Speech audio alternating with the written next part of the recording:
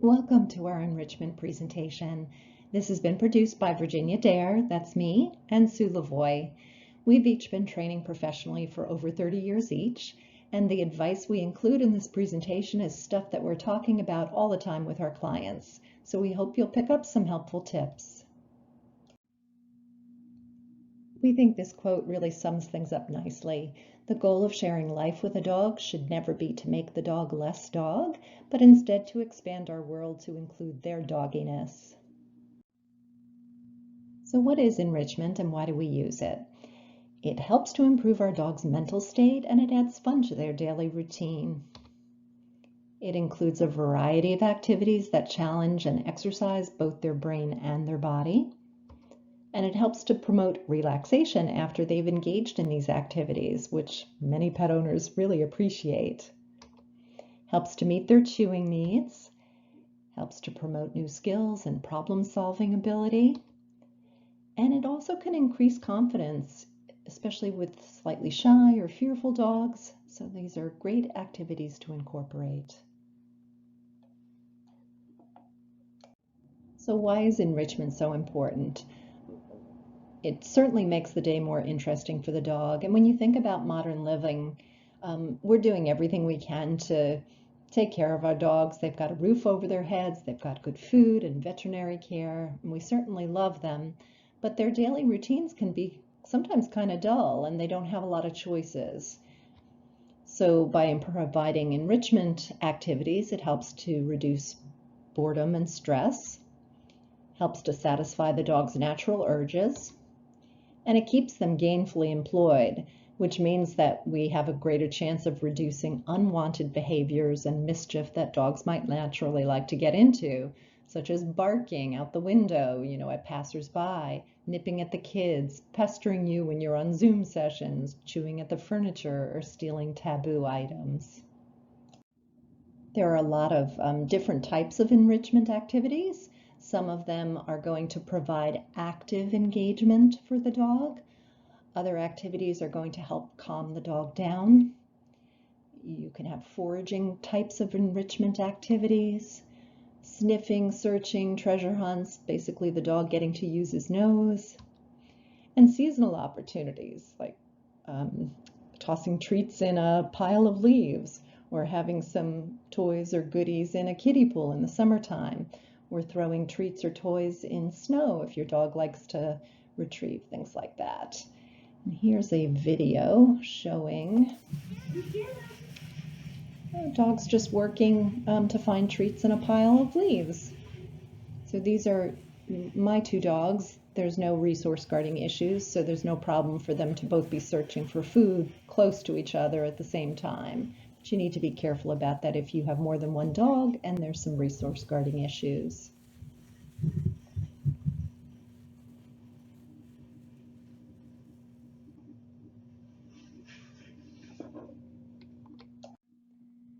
So let's talk a little bit about active food puzzles.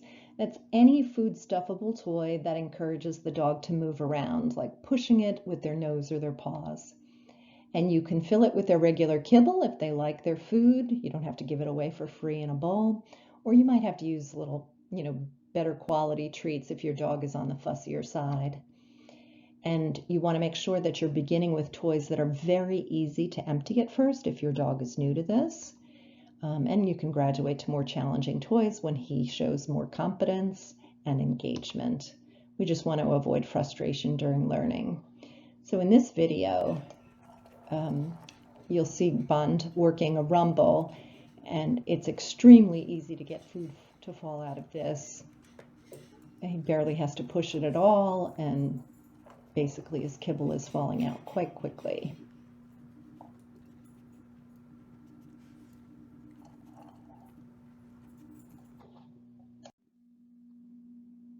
In this video, you'll see somebody's pet pig named Fidget working a food puzzle. And this brings up a good point. There are plenty of other pets that would enjoy these enrichment strategies, not just dogs. And enrichment is an integral part of the daily routine for captive animals like at zoos and marine animal parks to help to enrich their days. The toy that Fidget is using is called a bobble-ot. It's marketed as a dog toy, and you can adjust the opening so that it's either easier or more challenging for the food to fall out.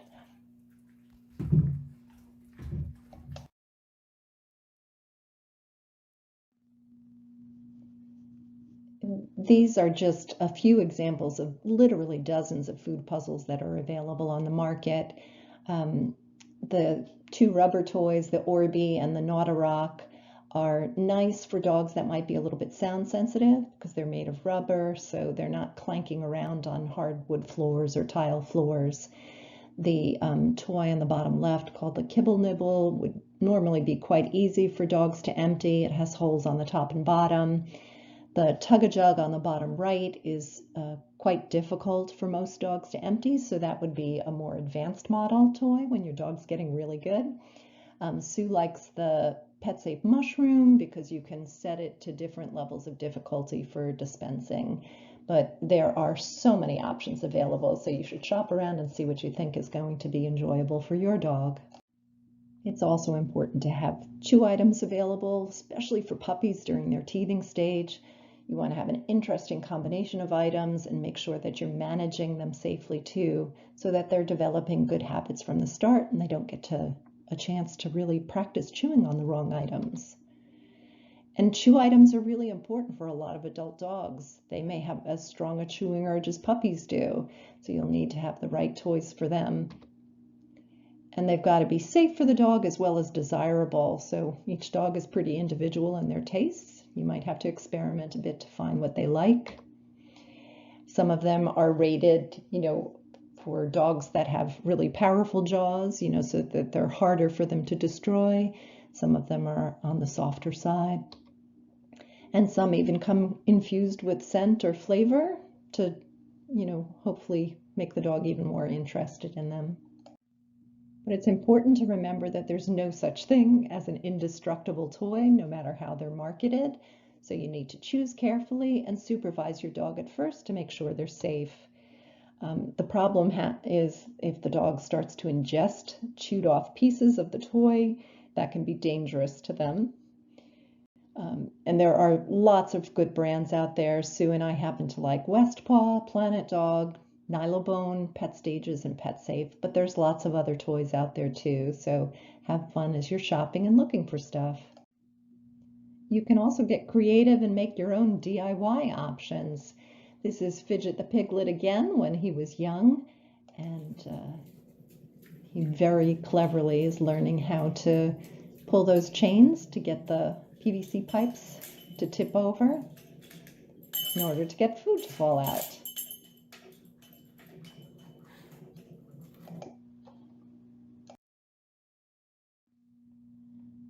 So sometimes you'll have problems getting the dog interested in the food puzzles at first. If that's the case, try to choose tastier food so it's really quite irresistible. Also try to reduce the level of difficulty, and that could have to do with smaller treats being put in there so they fall out more easily, or the toy choice itself. Some of them are easier to work than others. And try offering the toys at times when the dog is hungry anyway, or he's got more energy than usual. Enrichment doesn't just have to be about food at all. You can create fun games for the dog. In this video, a puppy that was staying with me is pulling out a toy that's on a bungee leash. So he gets to play tug with it. When he lets go of it, it springs away, and then he gets to chase it again. So this is just a homemade version, but they also have, commercially made products for both indoor and outdoor use for dogs both big and small.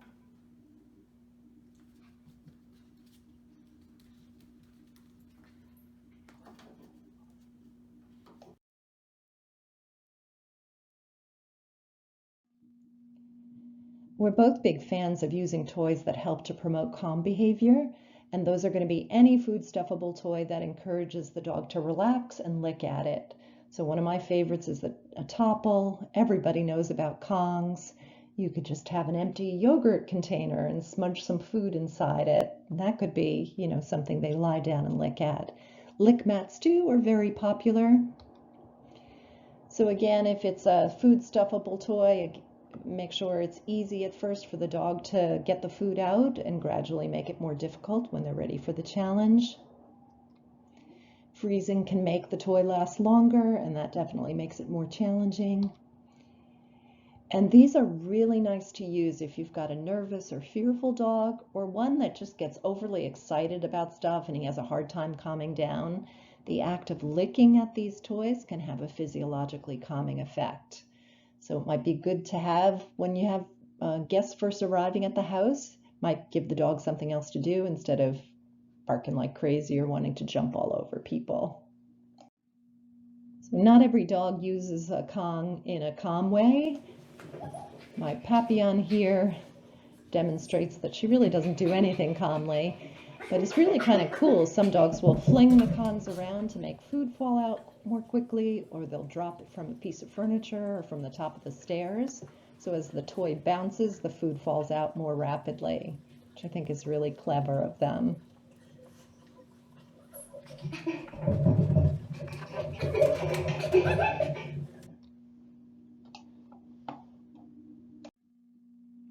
Creating activities that engage the dog's nose is lovely for enrichment. So there are things like snuffle mats, snuffle balls, and snuffle baskets. And there are DIY instructions online so you can easily make those yourself. Here, Sue's dog, Willie, is working out a snuffle ball that she made out of felt. So there's treats tucked into the folds of the fabric. He has to move around to find those goodies in there. You could also have your dog forage for his regular meals or for some treats. So throwing the food around on your carpet or out in the grass. So the dog has to use his nose to find those goodies. Most of them think that's a great game. It's a lot of fun for them, and it can extend the length of their mealtime. Treasure hunts, you could be hiding toys or treats or chewies or food puzzles around the house and yard for them to use their nose to find. A ball pit, I'll show you that in a moment.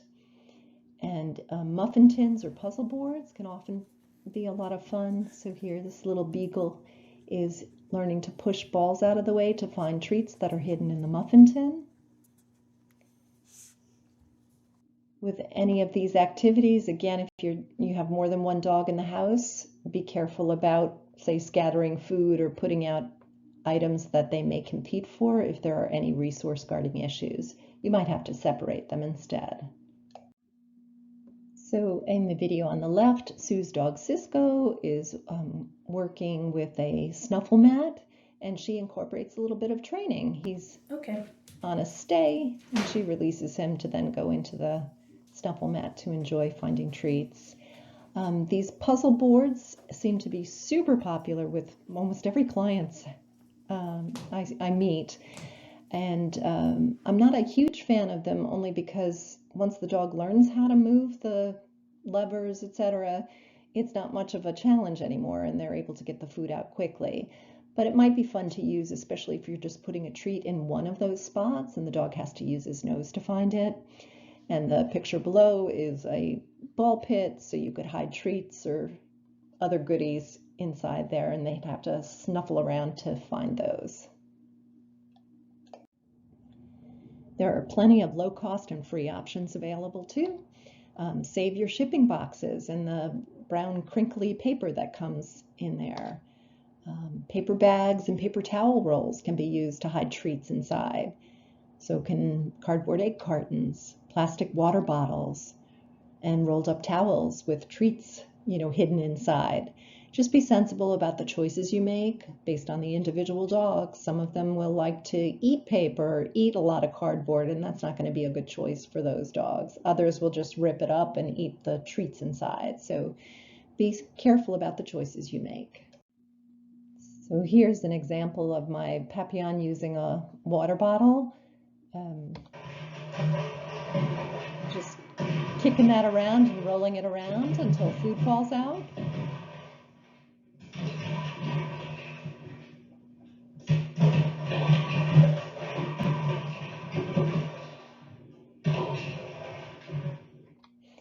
You just want to be sensible with this too. Some dogs would say, well, it's easiest to get the food if I just chew through the plastic, and that's not necessarily safe. So it wouldn't be the right toy for every dog. So on the left here is Cisco working a shipping box. Some of his regular meal has just been sprinkled in there, and he has to snuffle around to find those goodies.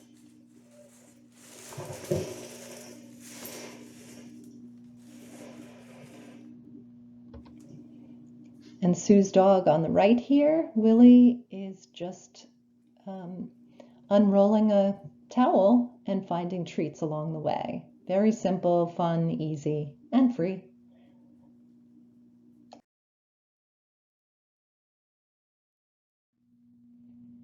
Enrichment activities wouldn't be complete unless we talk about activities that the dog can do with you too. It is certainly nice to have puzzle toys and things that help your dog to entertain himself independently, but getting to do some positive reinforcement training with you is lots of fun and very mentally stimulating for the dog. And you could sprinkle in little bits of it throughout the day. It doesn't have to be, a huge investment in time, but the dog's learning something new and they're having fun with you at the same time. Playing hide and seek, a lot of dogs absolutely love that. So do adults and kids. Getting to play fetch if your dog's keen on fetching. And rather than having endless throws long distance where the dog is running top speed and, stopping suddenly and then turning sharply and getting himself very worked up by that game, you can slow the game down a bit and add some nose work and obedience elements. For instance, you could throw the toy into high grass or kind of a shrubsy area so that the dog has to use his nose to find the toy. And in between throws, you could ask him to do simple skills for you, and the reward will be he gets to fetch the next toy. Going for hikes or walks with our dog is also really enriching. We want to make sure that we give them plenty of opportunities to sniff and explore. It's really satisfying to the dog to be able to, learn about whatever other dogs or wild animals have been in the area. But that act of being able to sniff and explore also has a physiological calming effect too. We're also working on a second enrichment presentation, and we'll put some more information about that in the comments below. But basically, we'll be covering some more advanced enrichment ideas, some activities that are especially well suited for those super athletic or energetic dogs, more nose work ideas, and alternative activities that help to satisfy the natural urges or drives in breeds or breed mixes that love to herd or chase and hunt and things like that. Sue and I want to thank you for joining us today. If you'd like to reach Sue or I, these are our email addresses and our websites. And we also provide Zoom sessions, and they're available anywhere in the US.